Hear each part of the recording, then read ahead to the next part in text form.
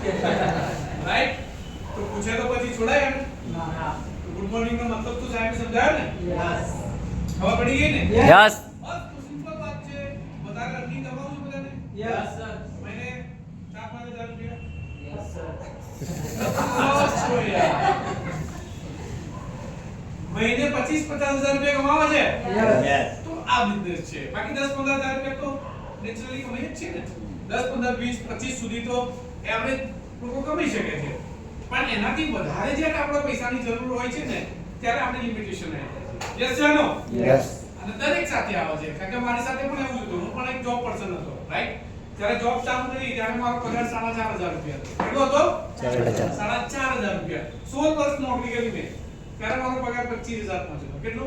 25,000. તો જેટલા પણ જોબ કરતા હોય એ લોકોનો દર મહિને દર વર્ષે 2, 5, 10,000 વધે. યસ યા નો? યસ. નો. કેટલા બધા ના વધે? થોડા કેટલો ઓછા વધે. 5% વધે. રાઈટ? વધારે નથી વધતા. જો દર વર્ષે 2-5 હજાર વધતા હોય ને તો 10 વર્ષે 2-5 એટલે કેટલા થઈ ગયા? પોસિબલ જ નથી એટલા, રાઈટ? કારણ કે એ પણ ડિપેન્ડ છે કે કંપનીને તમે તમારું પરફોર્મન્સ કેવું રીતે આપ્યું છે, કંપની કેવું પરફોર્મન્સ કરે છે. કંપની પ્રોફિટ કરે તો ઈચ્છા થાય આપવાની. બાકી તો આ દિવાળી ગઈ કેટલા લોકોને બોનસ મળ્યા હતા? Very good. જો એક જ વ્યક્તિ છે અને આપણે દર વર્ષે બોનસ મળે તો ચાલે ને ચાલે? યસ યા નો નો જવાબ જોઈએ. દર મહિને બોનસ મળે તો ચાલે ને ચાલે? ચાલે. ચાલે. સિમ્પલ. તો જોબ કરતા કરતા બિઝનેસમાં 2013 માં ચાલુ કર્યો તમે. કઈ સાલમાં? 2013 માં. અત્યારે કઈ ચાલે છે? 25. 12 વર્ષ પૂરા કરી દીધા. કેટલા વર્ષ પૂરા કર્યા? 12 વર્ષની અંદર ભૂકા કાઢી નાખ્યા. કલ્પના ના કરી નહીં વાત. કારણ કે કોમન માણસ છે ને 10, 15, 20, 25 હજાર થી વધારે ક્યારેય વિચારતો જ નથી. જ્યારે આ બિઝનેસે પહેલા દિવસે સોચ આપી કે મહિને 1 લાખ રૂપિયા કમાવા. કેટલા? 1 લાખ. 1 લાખ રૂપિયા. જ્યારે 1 લાખ રૂપિયા બોલીએ છીએ ને તો આપણને અંદરથી ડર લાગે છે. મારી વાત સાચી ખોટી? પણ જેટલા લોકોને 1 લાખ રૂપિયા કમાવા હોય અને ડર લાગતો હોય ને તો એ ડરને આજે દૂર કરી નાખજો. કારણ કે આખા ઇન્ડિયામાં એક જ પ્લેટફોર્મ છે પ્રેસ્ટીજ માર્કેટિંગ પ્રાઇવેટ લિમિટેડ કે જે તમને લાખની લાખો રૂપિયા આપે છે અને પ્રૂવન હું તમારી સામે ઊભો છું, રાઈટ? તો હું અહીંયા જ્યારે બિઝનેસમાં આવ્યો ને જોબ સાથે ત્યારે હું 10,000 રૂપિયા માટે આવ્યો હતો. કેટલા માટે આવ્યો હતો? 10,000. ખાલી 10,000 રૂપિયા મળશે તો ચાલશે. કારણ કે 25,000 સેલેરી હોય એટલે આપણે બધું વિચારતા નથી કે બીજા 10,000 એક્સ્ટ્રા આવે તો ચાલે. તો 10,000 રૂપિયા માટે આવ્યો તો પહેલા મહિનાનો ચેક હતો મારો 4,090 રૂપિયા અને ડાયરેક્ટ બીજા મહિનાનો ચેક જમા માંગો તો બોલતા જ નહીં યાર. યસ. બીજા મહિનાનો ચેક જમા માંગો છો? યસ. બીજા મહિનાનો ચેક મારો 35,000 કેટલો? અને એ જ 35,000 રૂપિયા માટે આપણે વર્ષો સુધી નોકરી કરીએ છીએ ત્યારે 25 પહોંચીએ છીએ. યસ યા નો? યસ. તો મને ખબર પડી ગઈ બીજા જ મહિને જો બીજા મહિને 35,000 રૂપિયા આવી શકતા હોય ને તો આ બિઝનેસમાં લાખ રૂપિયા જરૂર આવે એવો મને વિશ્વાસ આવી ગયો. કારણ કે મને જે બિઝનેસ આપ્યો તો ગુંજનભાઈ પટેલ દ્વારા એનો મને જોરદાર પાડી દીધા. કારણ કે અમને જ્યારે પણ બિઝનેસ બતાવ્યો ત્યારે અમને 50,000 બતાવ્યા. કેટલા? 50,000. અને એ 50,000 જોઈને હું મોટિવેટ થઈ ગયો. કેમ? કારણ કે એ વ્યક્તિ ઓલરેડી 2.5 લાખ રૂપિયા કમાતા હતા અને સાઈડ બિઝનેસ કરીને કેટલા કમાતા હતા? 50. તો મને એવું લાગ્યું કે 10,000 આવશે તો ચાલશે. તો આવ્યો તો 10,000 માટે બીજા મહિને 35,000 પહોંચી ગયો. આખી રાત ઊંઘ ના આવી અને પછી તો આપણે પાછું વળીને જોયું નથી. 3 વર્ષ થયા એટલે 1 લાખ રૂપિયા પહોંચ્યો. કેટલા? 1 લાખ. 3 વર્ષે 1 લાખ રૂપિયા પહોંચ્યો તો અને બીજા 4 વર્ષમાં મારી હાઈએસ્ટ ઇન્કમ થઈ ગઈ છે 8.5 લાખ રૂપિયા. કેટલી? 8. તમે તાળી પાડી ના પાડતા. ટેન્શન ના લો. કારણ કે છે ને આપણે ટીઓએલા નથી કે કોઈ સારું અચીવમેન્ટ કરે તો કોણ તકલીફ આપે? શિયાળાની સીઝન છે, તાળી પાડી પાડીએ તો ગાંધીનગર થી આવ્યા તો તાળી પાડવાની જરૂર રાઈટ? કઈ વાત નહીં. તો સિમ્પલ મારી હાઈએસ્ટ પે આઉટ છે 7,84,954 રૂપિયા એક મહિને. એવું નથી કે આ એક વખત આવી ગયા. આપણે 9 મહિના સુધી કોન્સ્ટન્ટ લીધા. કેટલા મહિના? 9 મહિના. હવે આખી કેરિયર પૂરી થઈ જાય તોય આપણે 7 લાખ રૂપિયા બચત કે ટોટલ કમાતા નથી. યસ યા નો? યસ.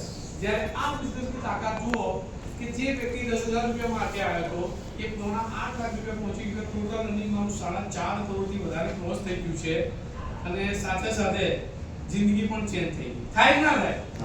રાઈટ? તો સિમ્પલ કે આજે એક સામાન્ય વ્યક્તિની સોચ શું હોય છે કે સારી જોબ મળી જાય અને એવી કંપની સારી મળી જાય ને કે 25 થી 40 વર્ષ નીકળી જાય.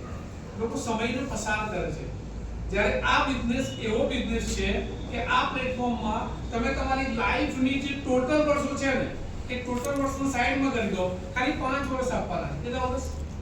5 વર્ષ. 5 વર્ષ જો તમે દિલથી આપી દીધા ને તો તમારી લાઈફના 35 થી 40 વર્ષ બચી જશે.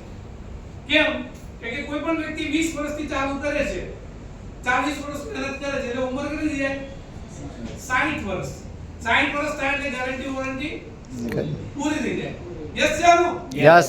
હવે એ 40 વર્ષ મહેનત કરે છે ને તો એ 40 વર્ષ માટે 3 સપનાઓ લઈને માર્કેટમાં નીકળે છે 20 વર્ષની ઉંમરે કે ભાઈ એક સરસ ગાડી લઈશ, એક સરસ ઘર બનાવીશ અને ફેમિલી લઈને ક્યાંક ફરવા જઈશ, આવું અંબાજી. યસ કે નો? યસ. કારણ કે ફોરેન નું નહીં વિચારતો, હું બી નતો વિચારતો. રાઈટ? જો આ ત્રણેય વસ્તુ માટે 20 વર્ષથી મહેનત કરવાની ચાલુ કરે છે, 40 વર્ષ મહેનત કરે છે અને એવા કેટલાય લોકો છે આપણા મમ્મી પપ્પા કાકા કાકી જેમણે 60 વર્ષ પૂરા કર્યા છે, એવા લોકોનું તમે એક સર્વે કરજો. નથી કોઈ સારું ઘર હોતું, નથી કોઈ ઘર આગળ ગાડી હોતી કે નથી ફેમિલીને માઉન્ટ આબુ કે અંબાજી પણ લઈને જતા નથી.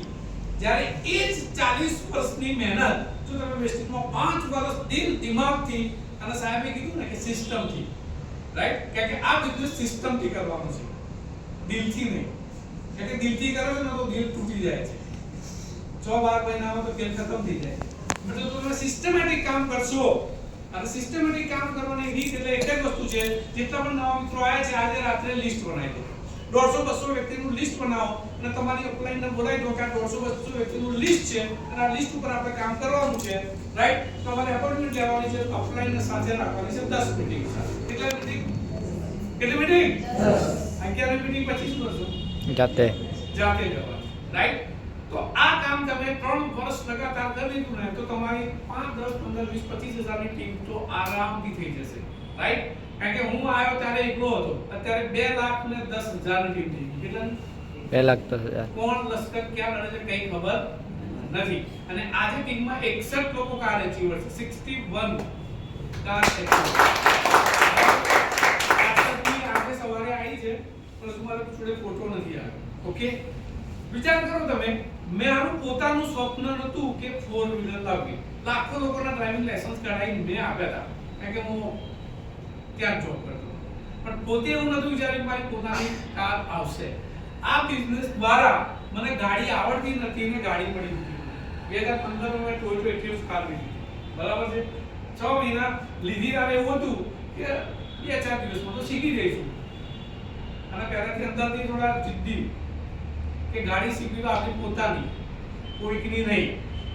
બાકી મારા મિત્રો ઘણા બધા કહેતા હતા કે આપણે શીખવાડી દઈએ પણ મેં કીધું નહીં, ગાડી હું લઈશ ત્યારે શીખીશ.